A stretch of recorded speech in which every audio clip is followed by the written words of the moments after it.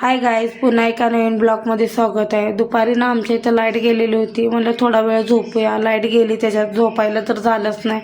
गरम तर भरपूर होत होतं. मग आम्ही विचार केला थोडा वेळ बाहेर बसूया, वारं तर लागेल.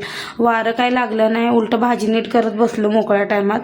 ती संध्याकाळची तयारी झाली. मग चहा करायला गेले तर चहा पूर्ण उतू गेला खाली, पूर्ण गॅस घाण झालं. म्हटलं डबल काम म्हणलं.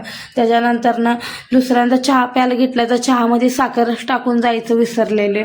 एवढं हसू येत होतं माझ्या स्वतःवर. आज माझं लक्षच लागत नव्हतं काही कामात. मग सकाळी उठल्या टिफिन बनवला. टिफिन बनवल्या पहिलं कपडे मशीनीला लावले. बेडशीट वगैरे धुवायची होती. कपडे बी भरपूर पडलेले. मला उन्हाच्या ते काम आवरलं ना सोपं जाईल. भरपूर असं ऊन पडायला लागले.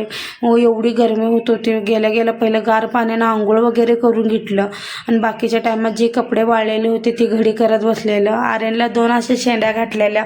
खूप छान दिसत होता तो आणि खूप मला 2 शेंड्यामध्ये आवडत होता तो. मग त्याच्यानंतर मोकळ्या टायमात कपडे घडी करत बसले आणि तोपर्यंत लाडू आले. आज लाडूला शाळेतून आणायचं जायचं काम एक वाचलेलं. भरपूर ऊन पडलेलं. मी म्हटलं अंकल तुम्हीच आणा म्हणलं. आर्यनला उन्हात कुठं घेऊन जाऊ. आणि अजिबात टोपा वगैरे घालून घेत नाही आर्यन. आणि टोपा घातला मला तर रडायला लागतो.